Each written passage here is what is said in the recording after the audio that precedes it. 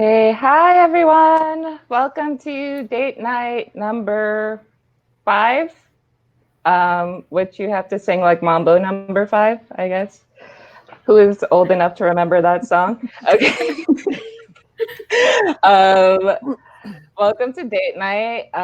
Tonight we have a special historical romance date night with some of my favorite historical romance authors. Um, Everyone is saying hi, and hi everyone, Allie, Cassidy, Mary Beth. So as usual, I am going to read the bios of our guests, even though most of you hopefully know them. Okay, so our dates tonight. Cat Sebastian lives in a swampy part of the South with her husband, 3 kids, and 2 dogs. Before her kids were born, she practiced law and taught high school and college writing. When she isn't reading or writing, she's doing crossword puzzles, bird watching, and wondering where she put her coffee cup. So welcome, Kat. Thanks. And Vanessa, fascinated by the Regency and early Victorian eras, Vanessa Riley made time for Renaissance fairs and period novels and films while obtaining her PhD in mechanical engineering from Stanford University. She is a member of Romance Writers of America, specialty RWA chapters, the Beaumont and Georgia chapters, as well as the Historical Novel Society. Vanessa also juggles her military hobby, mothering a teen, and speaking at women's events. So welcome, Vanessa. Hello. I imagine like uproarious applause after this, because I know that's what's happening at home. And Diana Biller lives in Los Angeles with her husband and their very good dog. The Widow of Rose House is her debut novel. So welcome, Diana. Yay. Okay, so first I would like each of you to talk a bit about your... So Diana's book came out last year. Kat's book came out this week. I'm sorry, I have no concept of time. So anytime time comes up, I'm going to be like, what is that? Kat's book came out this week, and Vanessa's book is coming out next week. So I guess by order of publication, Diana, why don't you tell us a bit about The Widow of Rose House? Yeah, I'm concerned about remembering. So, come on, girl, sell it, come on. It's about a widow. She's from New York. She spent the last 10 years in Europe with her abusive husband, who has now thankfully died. She comes back home. She buys a house. She's gonna revamp her whole life. Unfortunately, the house is haunted. Not that she believes that. Fortunately or unfortunately, the only ghost expert on hand is a really hot nerd named Dr. Samuel Moore. And for her house, she is going to have to accept his help. And then they fall in love and live happily ever after. Of course. Kat, can you tell us a bit about your latest release? Sure. Two Rogues Make a Right came out this week, and it is the final book in my Cedric trilogy, but they are all standalones. And this one involves 2 childhood best friends, and one of them has tuberculosis, and he's making really bad life choices about that. Like, he's hiding in his enemy's attic, which you shouldn't do that anyway, but especially if you have like a serious illness. So his friend basically kidnaps him and takes him to the country to get him better. And the whole book is basically them sharing a cottage it only has one bed, and they read books and drink tea and eat cheese. And that is quite literally the entire story. This is true, and it's amazing. Who needs conflict? Conflict? Who needs it? I'm serious. The world's on fire right now. Yeah, and I had written it last year too, and I didn't it just happened to work out really well that it came out at a time when we may all have briefly finished with plot, just for a little while. No, I will say there is conflict, but I think it is just somewhat different than we're used to seeing it presented in romance, which is something we can talk about a bit later. So Vanessa, can you tell us about your upcoming release, which is coming out next week? Next Tuesday. Spam moment. No. And it's so cute. I love it so much. Okay. Seriously. Serious. Well, actually, the book is not serious, so why am I channeling serious? A Duke, the Lady, and the Baby is literally the mashup of Three Men and a Baby and First Wives Club, but set in the Regency. So, as we didn't really exactly have divorcees, unless you went to Scotland, but that's a whole nother story.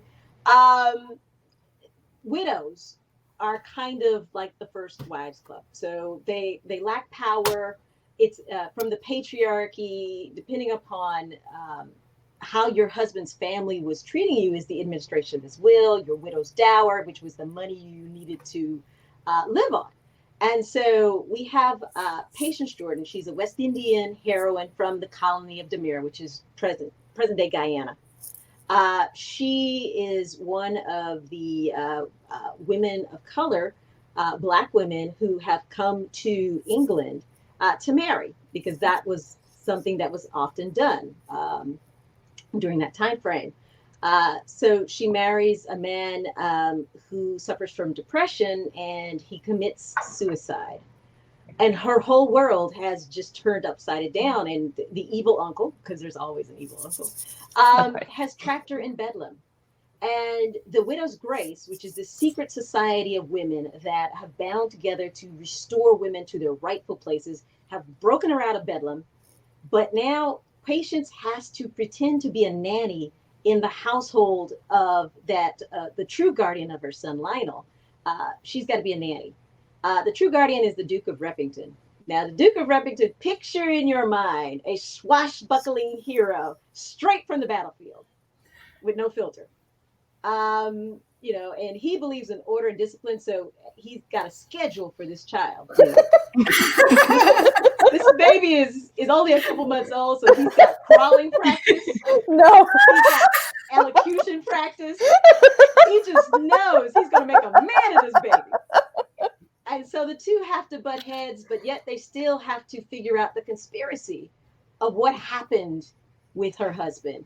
And is the evil uncle going to get custody? Because little Lionel, he's got all the money now because he's the male heir to the fortune. So that's A Duke, the Lady, and a Baby. You got to say it. And it comes out on Tuesday. I was going to try to make the reggae horn sound when you said West Indian heroine, but I can't. So on the inside, I was making the reggae horn sound.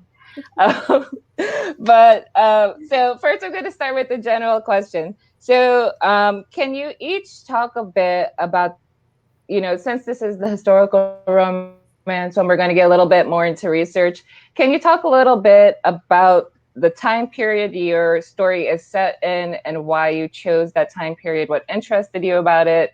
And we can start from there. So Diana, do you want to talk a little bit about the Widow of Rose House? So it's set in 1875 at the beginning of the Gilded Age. And it was really interesting to be writing a book set in the Gilded Age in the last few years because there are a lot of similarities. So some trademarks of that era were massive differences in wealth. The people at the top had like money, while the people at the bottom who were like their workers and making those products didn't. So there was like just vast inequality that really has been reminding me, like the last few years while I was working on the book, it felt very much like what we were seeing right now. Yeah. It was also a time of incredible technological growth. And our hero is one of the early pioneers of electricity that was coming up. All kinds of technical developments that sort of framed the 20th century were being invented and put into place then. So in a way, I guess I kind of see the Gilded Age as an echo of right now. And a lot of the issues are still the same. When it comes to race, when it comes to gender, a lot of the issues are similar. Yeah, and I feel like that's a period that doesn't get written about very often in romance. I know like Joanna Shoup and Kiana Alexander are two people I know who write books set in the Gilded Age. But outside of that, Maya there's Rodale maybe too. not that many. Oh, Maya Rodale too? Okay. But so it was always interesting to see books set in that period and kind of exploring what was going on then. Kat, do you want to talk about the setting, your historical setting? Sure. Most of my books are set in the Regency in the UK. And the reason that I picked that is because when I was starting to write, it felt like the quintessential romance setting. Okay. Because you've got like Jane Austen, Georgette Heyer set in that time. And the reason I started writing was because I wanted to take that period and like populate it with queer people. Okay. Like it was like I was motivated almost entirely by irritation at not being able to see like see myself in the books that I love very, very much. And so, and of course now that period is, you know, there are many, many more books in that period right now that are not quite so straight, but that was why I picked it. And also because since most historical romance readers know a lot about the Regency, you don't have to do a lot of world building. Like everybody comes in with a certain amount of knowledge about what Almax is and what, you know, an afternoon visit is and all of that. So you can just sort of jump right into the story and let the historical details they never have to take center stage. And for me, that's appealing because I don't want to write about a lot of historical details, not because I don't like them, but just because I want to write about like people drinking tea and being dopey together. Well, this is interesting because I feel like your work is extremely detailed, like as a reader when I'm reading it. So you might think that you're not doing a lot of world building, but I think you actually are. I'm a failure, Alyssa, okay? And I'm going to live with that knowledge. I think you need to give yourself more credit.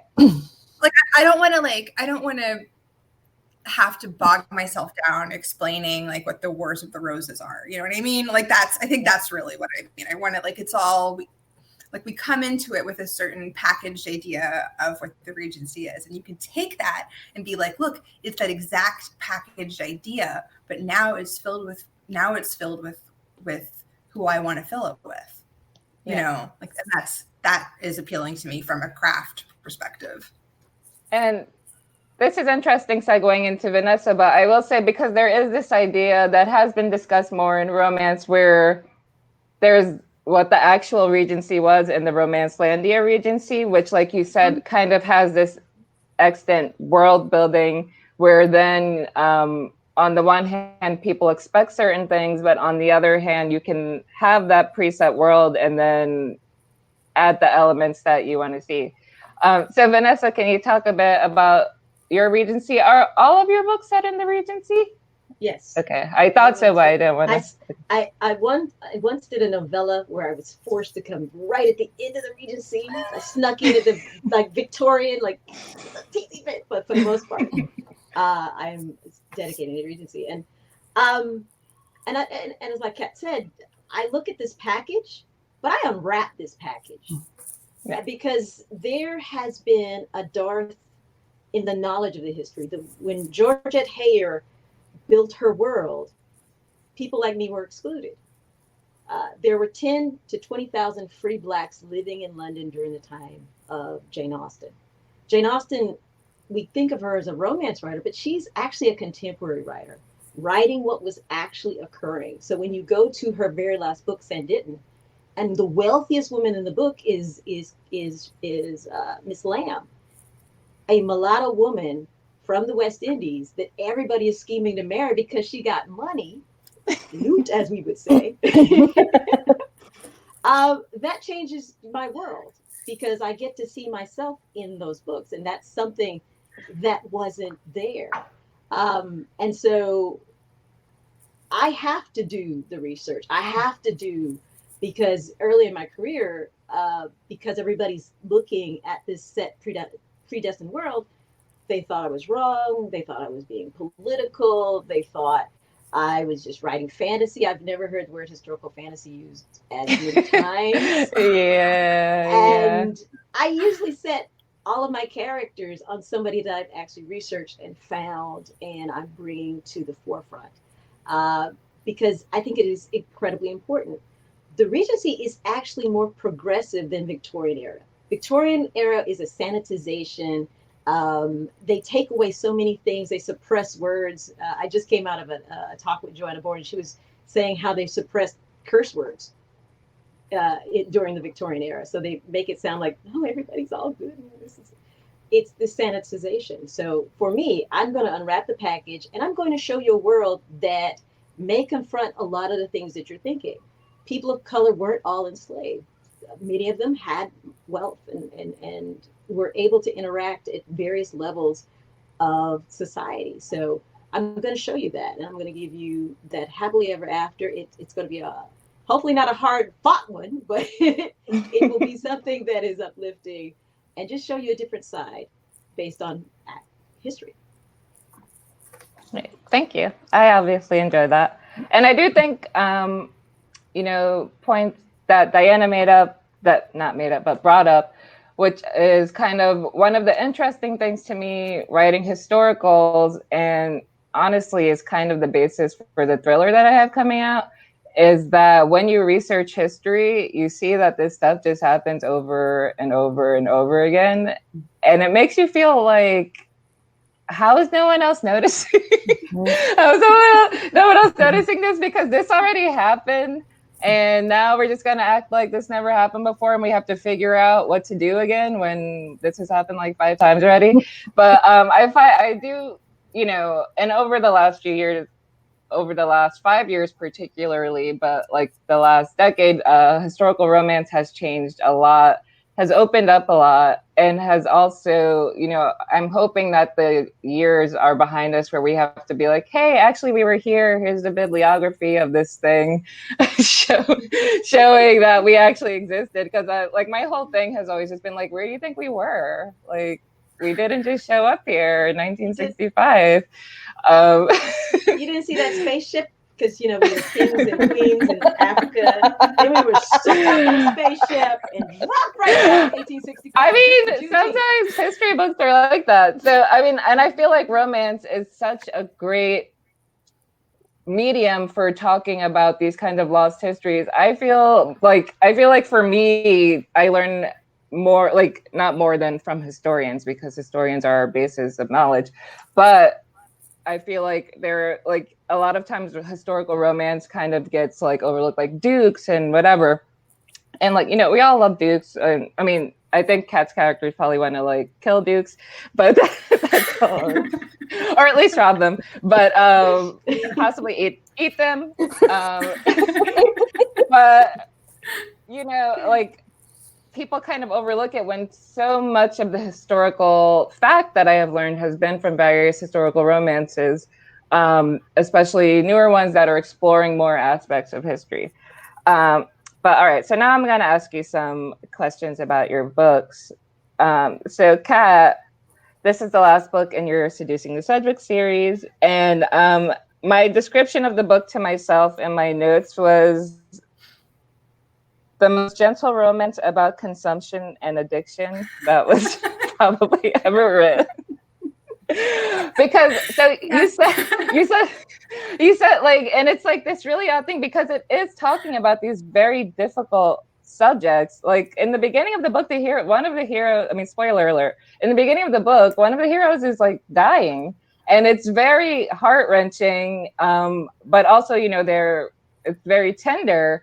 But it's for me, I felt like this was like such a bold choice, because like there isn't, in a romance, that kind of particular scene often comes later in the book, when you've had time to, I know this is like the 3rd book in a series, so if you've read the whole series, you are acquainted. But I just felt like it was like so fascinating to me, and also how you made it work, kind of pull you in. Like you don't dangle it like, is he going to live or is he going to die? But it is obviously part of the driving thing. So can you talk a little bit about writing those aspects of the characters? Yeah, I wanted to write a character with a chronic illness that was serious. Okay, like I've had that on my mind, like that in the Regency and in the Victorian era, consumption was like a lot of people had it. Not everybody died. A lot of that depended on whether you were able to get out of like polluted cities, right? But you just don't ever see it. Like you don't ever see anybody living with it. And it's a chronic illness. It's a lifespan shortening illness that, I mean, people today have chronic lifespan shortening illnesses. And in contemporaries, they can have happy ending. And so I was just thinking, I want my guy to have that kind of illness and to have like a really soft book in which he's loved and he's taken care of, and he also learns to take care of himself and have that be his arc. And I did worry that I would get pushback about like having a character with an illness that we usually think of as fatal. Okay, like with that, I kind of worried about getting pushback about that, and I haven't seen any, you know. So, and especially like this year to have a character with like a chronic respiratory illness seemed like it might, like the timing might be really, really bad.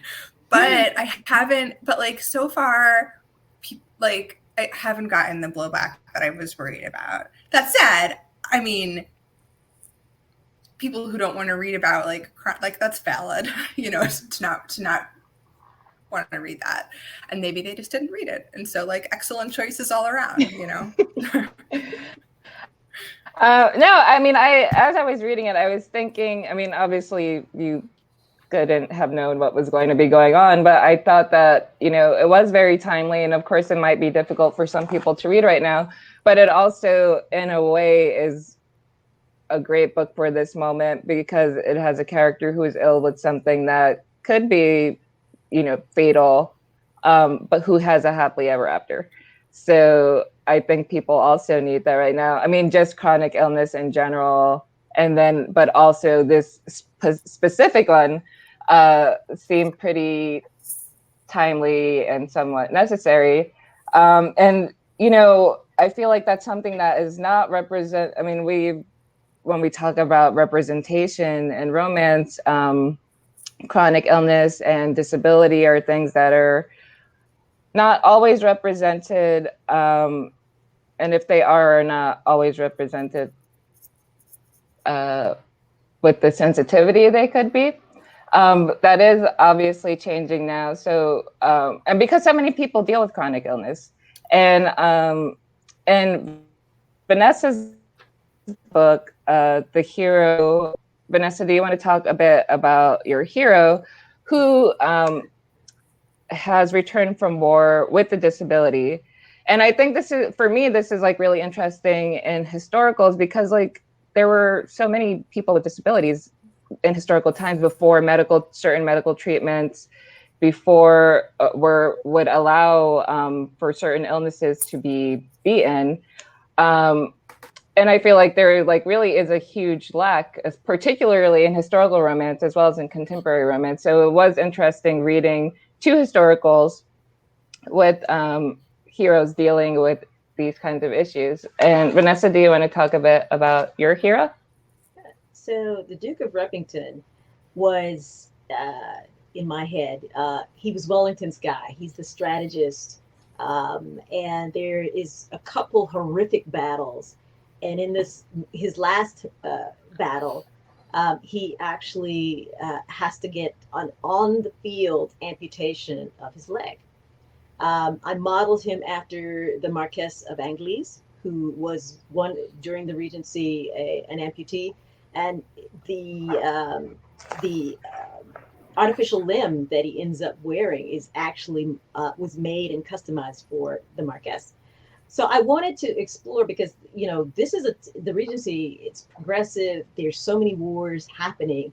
You have to know that there are veterans that are coming home that are mentally scarred and physically scarred, and it's a world where they don't have our physical therapies and all these different things. They have to come back to a world that is made for able-bodied people. How do you do that? And how do you do that when you're a man who's used to giving commands and you're used to being in charge? And now you're worried that people won't look at you the same or that they will coddle you. Because, when I read about the Marquess's life, he went on through a very active life. He did not let the disability define him. And so I wanted to show a man that strong, but yet at the same time, show his vulnerability, show how he is concerned what people think about him, how he wants to do everything he can, even though his body just won't let him be the man that he used to be. So he has to become this new man who is fully powered and fully capable in his own skin. And so I thought he was a marvelous character to write about. And then he's got his quirks too. I told you a few of them. The fact that he can sing is also a good one. So Diana, I wanted to talk a little bit about your hero, Sam, who is like ultimate engineer, cinnamon roll. So he's like hot, nerdy cinnamon roll. And I just wanted to, and this is something that I also enjoyed too, that has a lot of overlap in Kat and Diana's book, which is kind of like one of the kind of gentle heroes. And, in romance, this is something that I feel like we're still kind of sometimes, I feel like we're moving, I'm not going to get into whether like alpha is better or beta better, or even whether alpha and beta exists. Everyone knows that my alpha argument is that the word alpha was started for chickens, not for wolves. It is for chickens. Okay, and so the first time I brought this up, if you were at the first event, I think it was one of these events, and or maybe it was an Avon event where I was like, this is a possibly true animal fact. I did not bother to look it up again afterward to make sure it was true, but I'm going to say it again anyway, which is that I read somewhere that the term alpha was originally used to describe the head hen and a group of chickens. And now that I have chickens, I understand this, because the head chicken is like really, she's the alpha. She will come up to me and like peck my hand and try and get food and like show up at the front gate demanding food. So chicken Instagrams are adorable. Thank you. I mean, to be honest, we have our own chickens now, but there were just chickens here when we moved here, and then we just became chicken people. They just forced us to take them. So yes, alpha chickens forcing humans to take care of them. But now, so whenever I hear like the alpha debate and like, hot alphas, I'm just imagining like a giant chicken. But back to Sam, who is not an alpha chicken. Not a chicken. Sam is like very kind of pure in a way that is a great balance for the heroine. So there's one, the heroine describes to him, that was his magic. He thought every single person he met mattered, and because he thought so, the people he spoke to began to think so too. So I think I just really love that aspect of the character. Can you talk a bit about, this was your debut novel. Can you talk a bit about crafting Sam and your heroine, who has gone through some things, and kind of how they complement each other, and basically why you wanted to write that kind of cinnamon roll hero? I think it comes from Alva, the heroine. I wanted to write a book about someone who's already lived through the worst. She's done it. Like, her 10 years in her marriage were the worst, and she survived it with like a ton of scars, but she put herself back together on her own. And I think she thinks of herself as sort of a Teflon woman, although Teflon would not have been around. And so I guess I wanted her to meet someone lovely. And she didn't need to have her walls broken down or to be challenged. She needed someone who would love her, and who would think that she was amazing. And Sam just kind of sprang to life. I wish I could talk more about him, where he came from, but I don't know. He came fully formed with his entire family. And they're just, to me, the feeling of like home. And that's what she was able to find in him, was that feeling of home and acceptance. So that's what I wanted there. In fact, I had to make him kind of less lovely during edits because that he was a little unbelievable. So I had to have him like this man is not jerk. And we're like, this thing doesn't exist. So like this man isn't even a little bit jerky. Okay. So he has like 2 or 3 negative emotions in the book now, and they are all added during edits. Oh, that I enjoy that behind the scenes Sam info. So Vanessa, your book is also about a heroine who is a widow. But we all collaborated somehow, in the ether space, because our books are all like.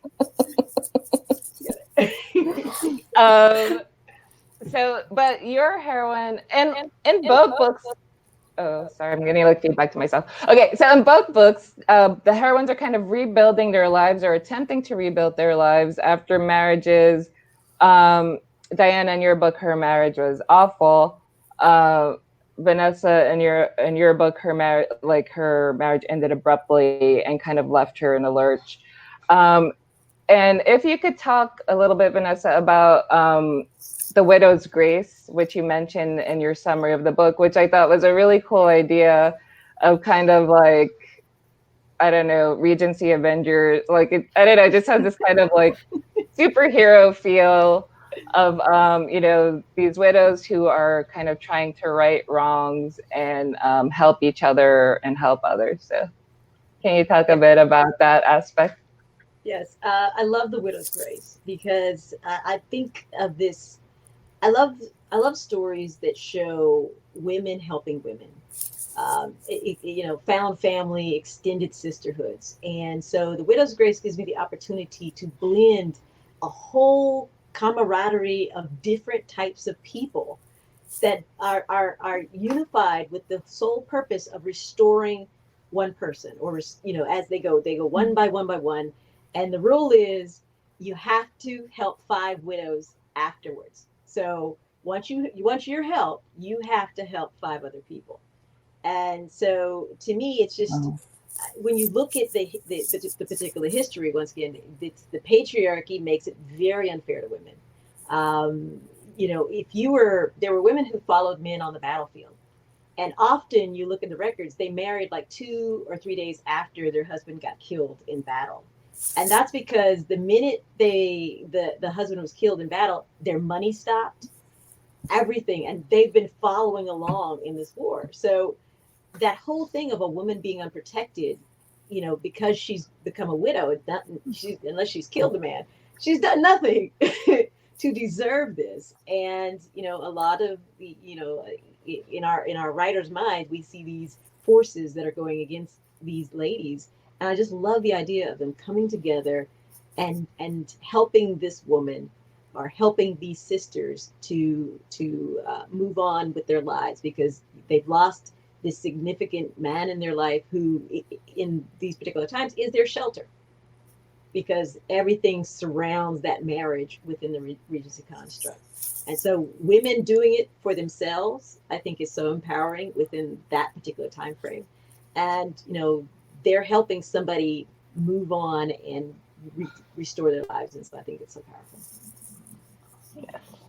Thank you. I also wanted to, one thing that I thought when I was looking at all of your books that I thought was cool was kind of how you each of these books has kind of like a distinctive, like the genre is historical romance, but each kind of has a distinctive feel. So like Cats, you're just kind of like very gentle, slice of life. I love slice of life. So kind of just, hanging out with these people as they're falling in love. Vanessa, yours is like suspense. It's historical suspense and with some action going on.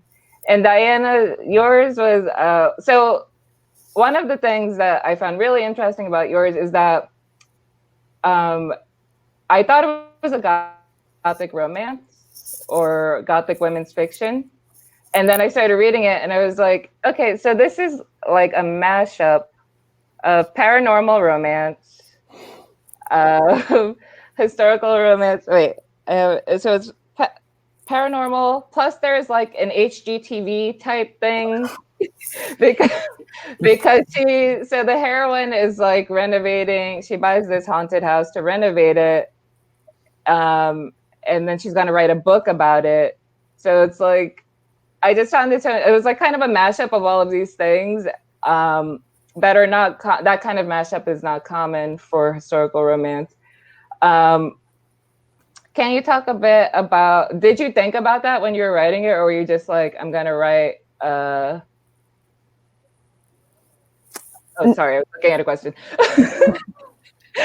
There was a squirrel question on the side. I'm going to block the screen while I'm talking to you guys.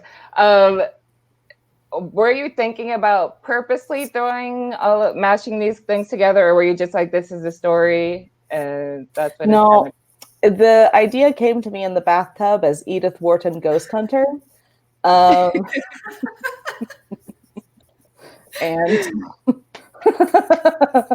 okay. So HGTV Gothic romance is what it was.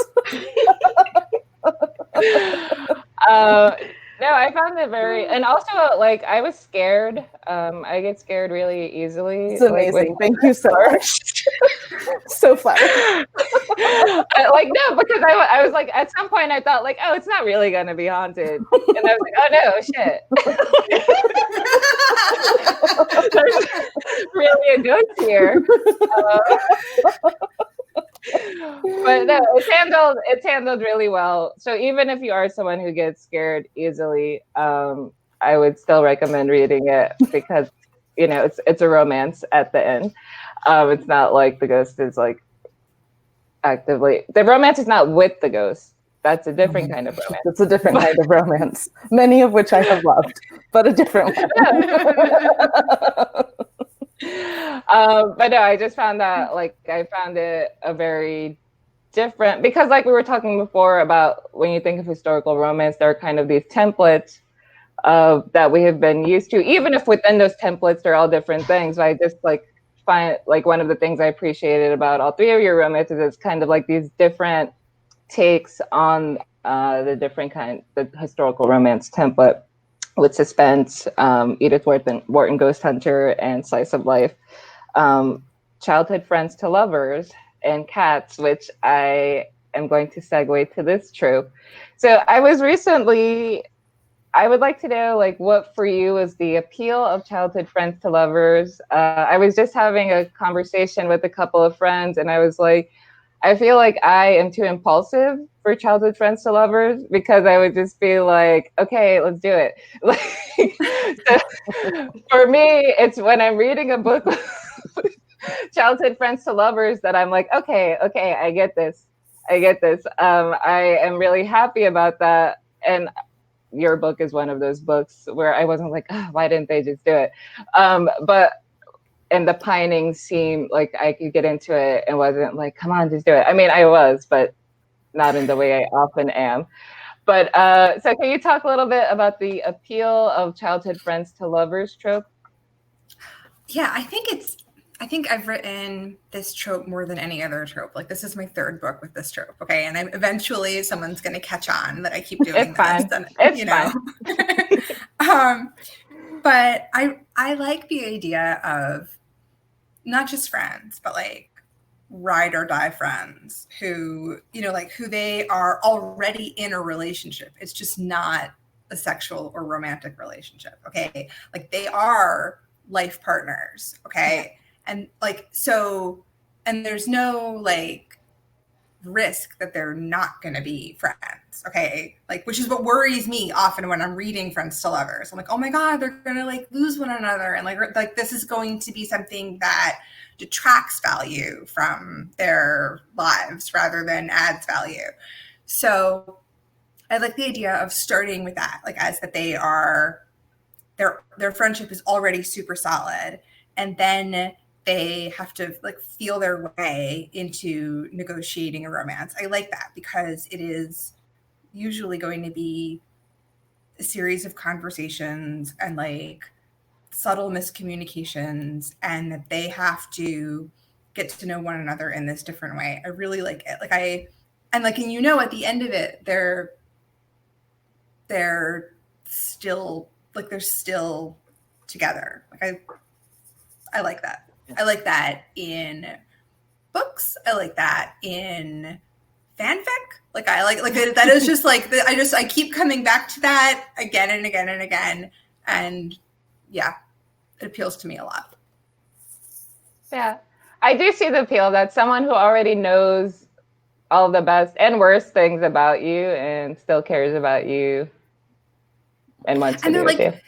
Yeah, and it's like they are like, you are their person and they are your person already. Yeah. And so, and it's about like negotiating a different kind of togetherness. And I like that. Okay, sorry. I'm looking at the questions box. And so I'm going to start asking, because we are starting to run out of time. I'm going to start asking some of the questions. So some of them can be consolidated. Okay, so Cassidy and Tanpreet ask similar questions. What are your favorite comfort reads? And are there any books that you'd really love that you'd be willing to share with everyone? And Cassidy also asked, who is an author you think people should be talking about? So to combine that, is there a two-part question? Have you had a comfort read during the past few weeks and months? And or have you read a new book or author that you would like other people to read that you think people should be reading and talking about? And we'll start with Vanessa. Beverly Jenkins' Something Like Love is like one of my all-time comfort reads because it cracks me up. Some of the incidents that happen in there. The books that I would suggest going to, and I'm kind of eclectic in my reading pattern. So Britt Bennett's The Vanishing Half and Kwana Jackson's Real Men Knit. So you get two sides of the brain pummeling through. Okay, Diana?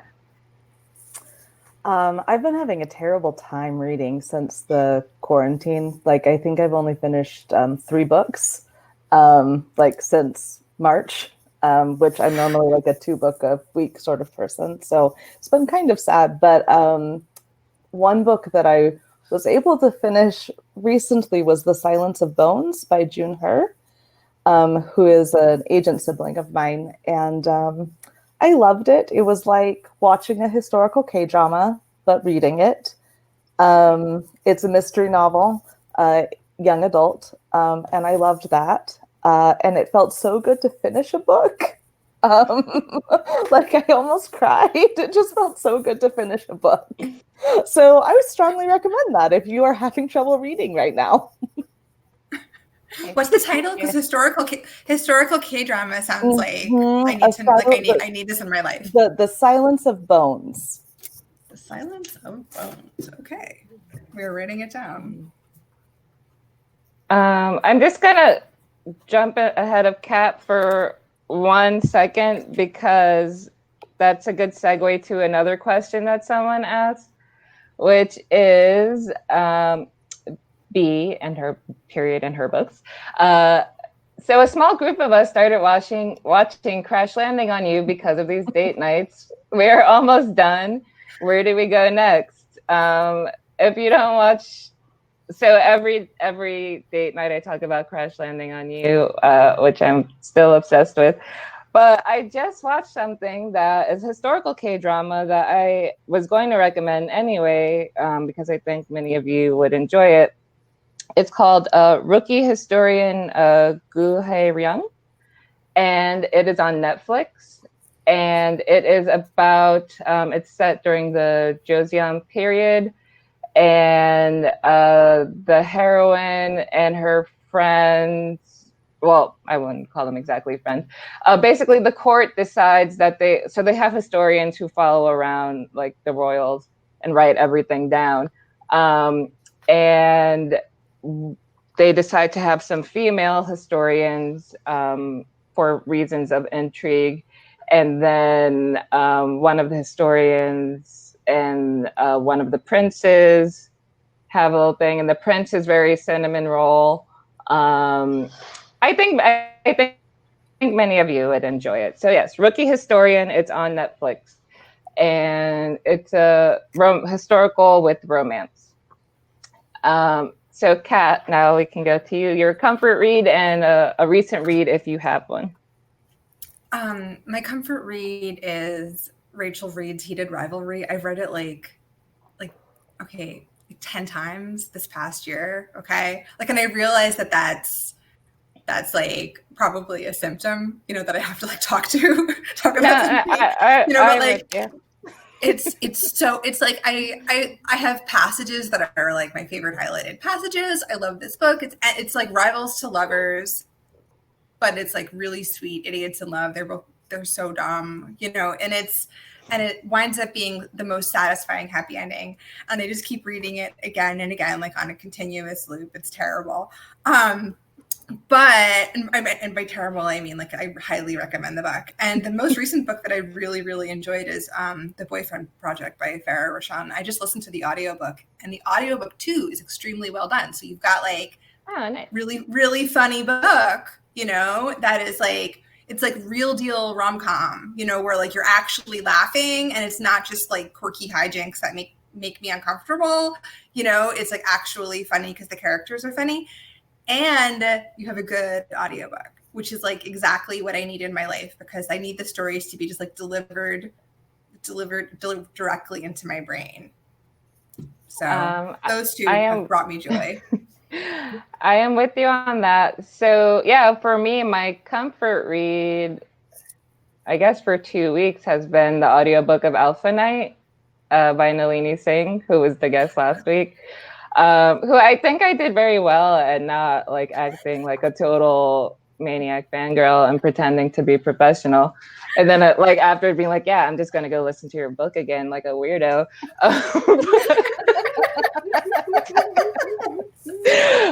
But yeah, so that has been my comfort read. A read that I have read recently that I finished, and like you said, it's been pretty hard for me to finish reads. I mean, apart from the books that I've been reading for these events, one that I finished and that I want everyone to read and talk about that's not out yet is Legend Born, which I mentioned last time by Tracy Dion, which is Arthurian YA contemporary fantasy plus Southern history and Southern Black culture.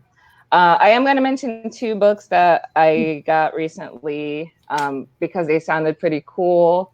They are both from romance class. Someone did a romance class thread of sci-fi and fantasy books. And one is Cities by Carla de Guzman, whose books I already love. And this one, I believe it is kind of a multiverse situation where people and cities in different universes. It's a romance with that. And the Forget You Brew by Tara Freitas, which is kind of a Eternal Sunshine of the Spotless Mind kind of post-breakup memory chasing situation.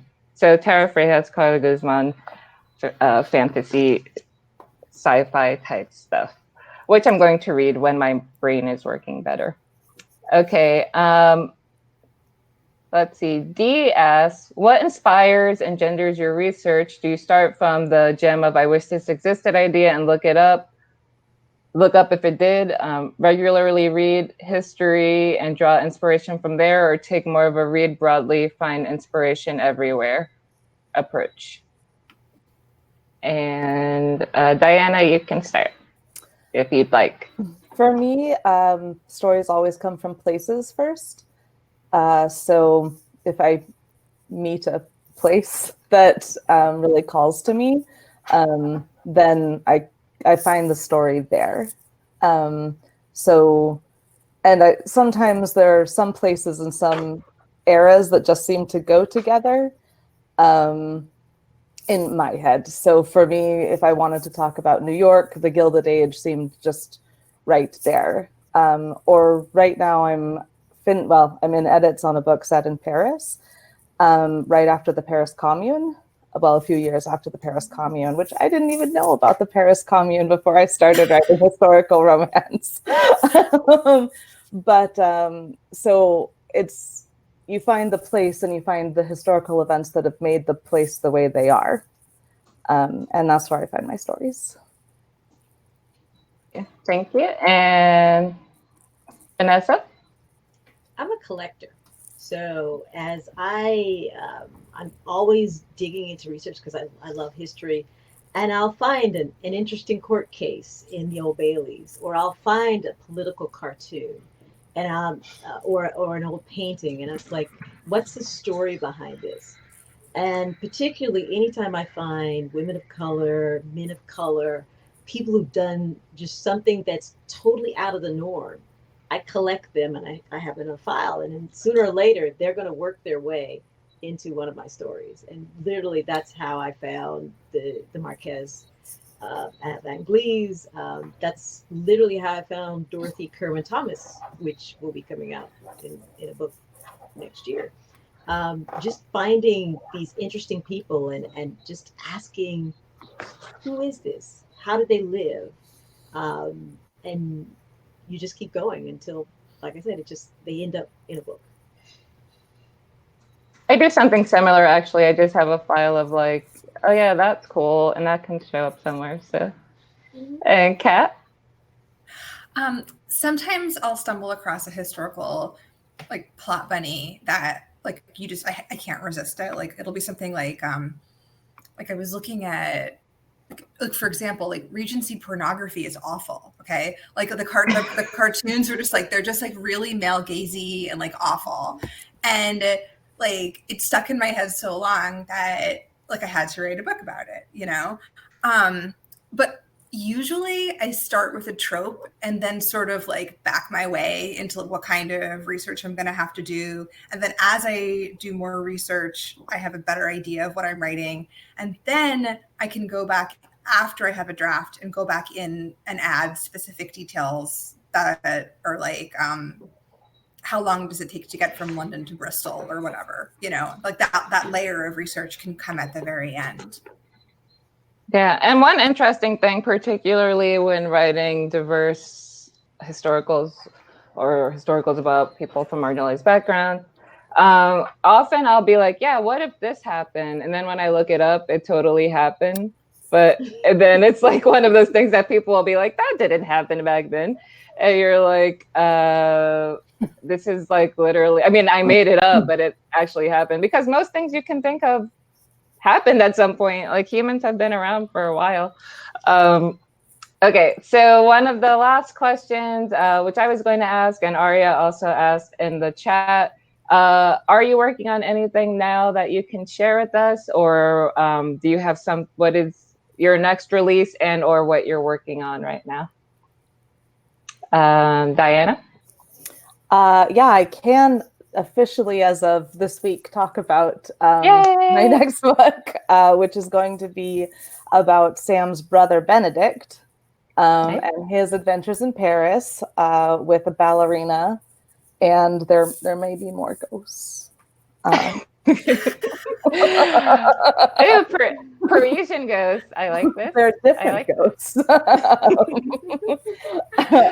I'm also working on a couple of projects, one which is set in the 1880s in Vienna, and another which is the 1940s in Hollywood, which is a really fun time. That's awesome. So we have a lot of good stuff coming our way. Thank you. Vanessa, what are you working on now, or what's coming up next? I just saw the cover the other day of The Earl, a Girl, and a Toddler. So that'll be coming out. I think early part of 2021. And yes, if you could just imagine it, just take all that in. I love it. And also in May 2021 will be Island Queen. It's going to be a historical fiction based on the life of Dorothy Kirwan Thomas. She is a phenomenal woman. I literally found 6 years ago a political cartoon with Prince William Henry, who becomes William IV, and he's in a hammock from our earlier discussion. He's in a hammock with this Black woman. And normally in normal political cartoons, when they depict a woman of color, they make her garish or hideous because they want to make fun of her.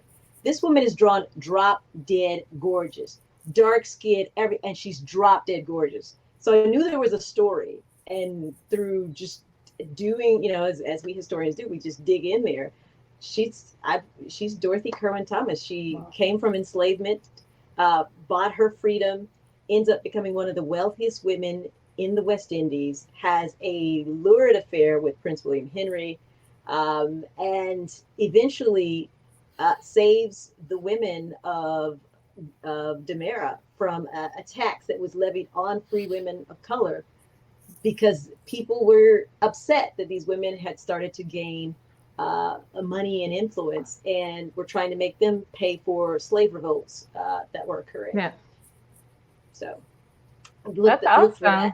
Look for that. Thank 2021. you. I am also making my internal reggae horns again for that. For both of them. Cat, what are you working on next? Due next week is a book about a highwayman who he thinks he's retired, but he's going to do one last heist. Okay? Oh no. Yeah. And he's getting hired, he's being hired for a job, okay, and the mark is going to be his mortal enemy. And the person who hires him is a foppish aristocrat. And of course they're going to use swords and teach one another how to punch things and stuff. And this whole book, the idea from it was what if Viktor Nikiforov from Yuri on Ice had to hire a highwayman, okay?